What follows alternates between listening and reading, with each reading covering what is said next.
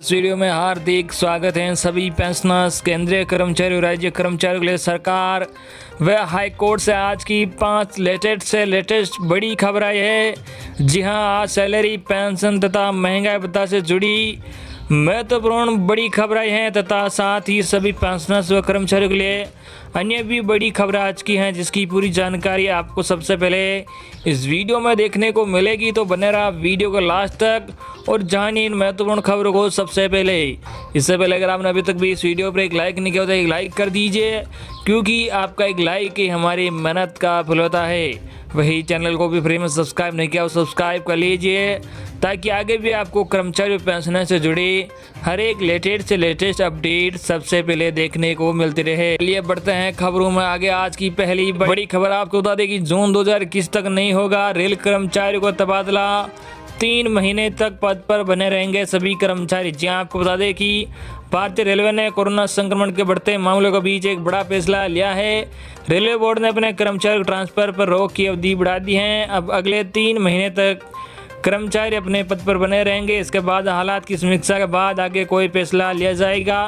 Railway के इस फैसले से कर्मचारी संगठन भी खुश हैं। पिछले साल मई में रेलवे बोर्ड ने कर्मचारी तबादले पर रोक लगाने का फैसला किया था। इसकी अवधि 31 मार्च को समाप्त हो रही थी, लेकिन कोविड-19 महामारी अभी भी बरकरार है। स्थिति को देखते हुए all India railway men's federation और national federation of India railway man ने रेलवे बोर्ड से ट्रांसफरों पर रोक की अवधि बढ़ाने की मांग की थी। उनका कहना था कोरोना संक्रमण का खतरा अभी टला नहीं है। कई राज्यों में पहले की तुलना में ज़्यादा मामले सामने आ रहे हैं। इस स्थिति में कर्मचारियों का तबादला करना उचित नहीं है। 4 साल एक पद पर रहते हैं कर्मचारी। जी आपको बता दें कि उनकी मांग और स्थिति की समीक्षा करने के बाद रेलवे बोर्ड ने यह निर्णय लिया है। इस मामले में कर्मचारी संगठनों का कहना है कि रेल प्रशासन का यह सही कदम है। स्थिति सुधरने तक इसे लागू रखने की जरूरत है। बता दें कि रेलवे के वाणिज्य विभाग में टिकट घर, कंप्यूटरीकृत आरक्षण, पार्सल आदि कार्यालयों में तैनात कर्मचारियों को एक सीट पर 4 साल से अधिक नहीं रखा जाता है। इसी तरह यांत्रिक, बिजली, लेखा व अन्य विभागों में संवेदनशील पदों पर तैनात कर्मचारियों को भी 4 वर्ष के बाद तबादले का नियम है।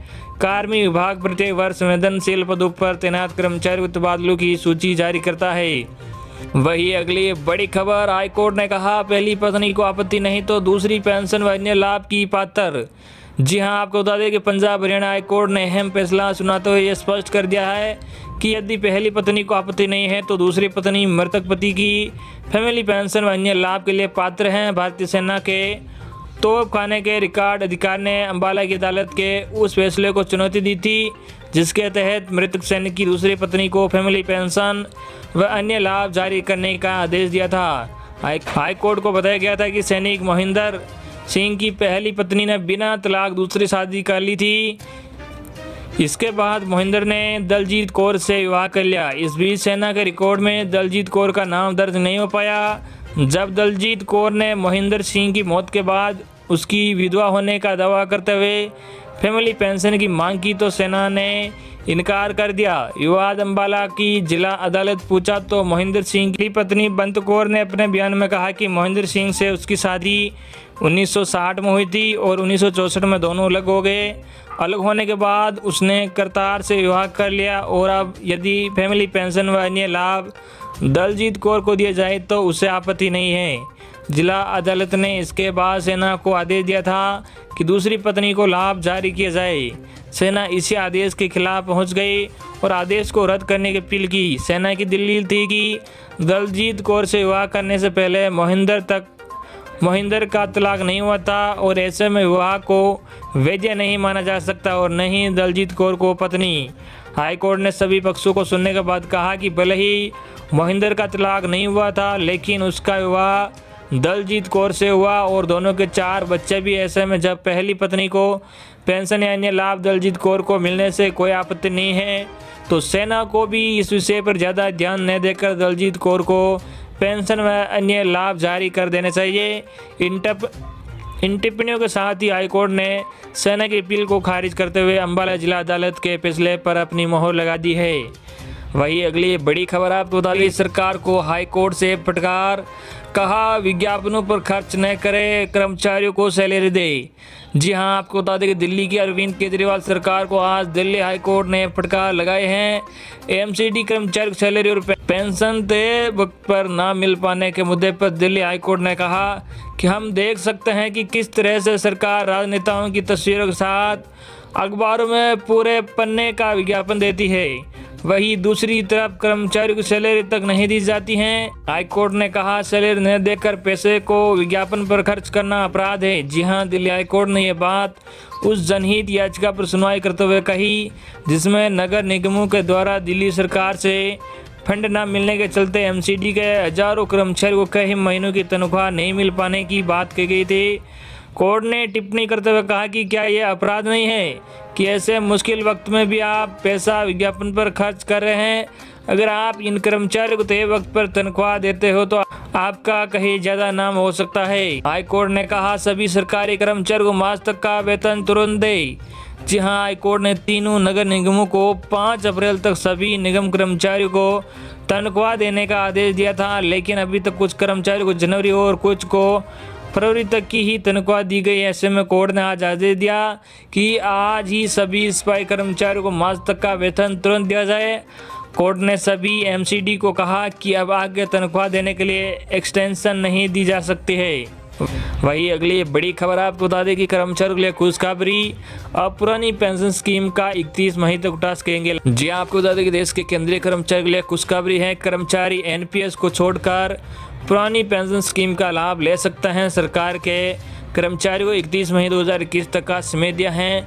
मोदी गवर्नमेंट राष्ट्रीय पेंशन प्रणाली की जगह सीसीएस पेंशन नियम 1972 कवरेज लेने के लिए केंद्रीय कर्मचारियों के लिए लास्ट डेट बढ़ा दी है।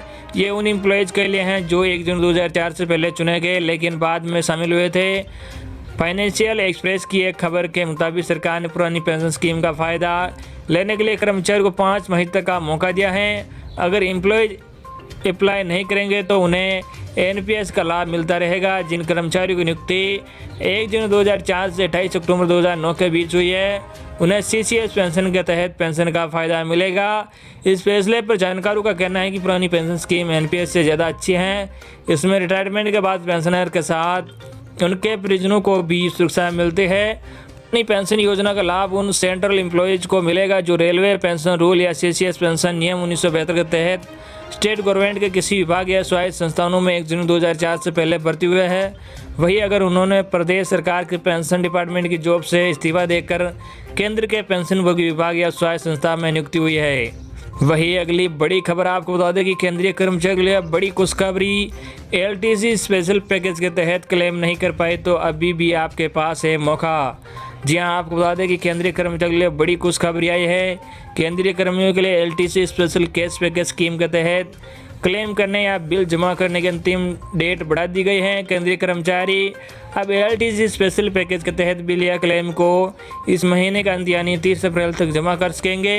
हालांकि ये फ़ायदा तभी उठा सकेंगे जब क्लेम के लिए की जाने वाली खरीदारी पिछले महीने के अंतिम यानी 31 मार्च 2021 तक हो गई हो। वही अगली बड़ी खबर आपको बता दें कि सरकारी कर्मचारियों को मिलने वाला है तोहफा, जुलाई में बढ़ जाएगी सैलरी। जी हां, आपको बता दें कि केंद्र सरकार सरकारी कर्मचारियों को जुलाई के महीने में बड़ी राहत दे सकती है। केंद्र सरकार जुलाई महीने में लंबे समय से रुका हुआ महंगाई भत्ता बहाल कर सकती है। जी हां, आपको बता दें कोरोना महामारी के कारण देश भर के सरकारी कर्मचारियों का वेतन प्रभावित हुआ था। केंद्र सरकार ने कोरोना काल में सरकारी कर्मचारियों के वेतन में कटौती का ऐलान किया था। सरकार ने 1 जून 2020 और 1 जुलाई 2020 को जारी की जाने वाली महंगाई भत्तों की किस्त पर रोक लगा दी थी। जुलाई में जारी होगा महंगाई भत्ता। जी हाँ, आपको बता दें कि केंद्रीय राज्य वित्त मंत्री अनुराग सिंह ठाकुर ने कुछ दिनों पहले ये बयान दिया था कि सरकार जुलाई महीने में सरकारी कर्मचारियों महंगाई भत्ते की बकाया किस्तें जारी कर सकती है। उन्होंने कहा था कि सरकार 1 जुलाई 2021 को जारी की जाने वाली महंगाई भत्ते की किस्त के साथ बीते साल की 2 बकाया किस्तें भी जारी कर दी जाएगी। सरकार के इस कदम से सरकारी कर्मचारियों को बड़ी राहत मिलेगी। राज्य वित्त मंत्री ने यह भी घोषणा की थी कि ये तीनों किस्तें 7वें वेतन आयोग के तहत नई दरों पर जारी की जाएगी। मासिक वेतन में होगी बढ़ोतरी। जी हाँ, आपको बता दें कि एक बार केंद्र सरकार के कर्मचारियों का महंगाई भत्ता बहाल हो जाने के बाद 7वें वेतन आयोग के तहत कर्मचारियों पेंशनर्स के वेतन व पेंशन में भारी वृद्धि होगी। इस वृद्धि का प्रमुख कारण महंगाई भत्ते की दर में होने वाली बढ़ोतरी है। जुलाई 2021 में सरकारी कर्मचारियों के लिए महंगाई भत्ता 17% से बढ़कर 28% हो जाएगा। फैमिली पेंशन में हुई बढ़ोतरी। जी हाँ, आपको बता दें कि केंद्र सरकार ने कुछ दिनों पहले सरकारी पेंशन धारकों के लिए फैमिली पेंशन की अधिकतम सीमा को बढ़ाने की घोषणा की थी।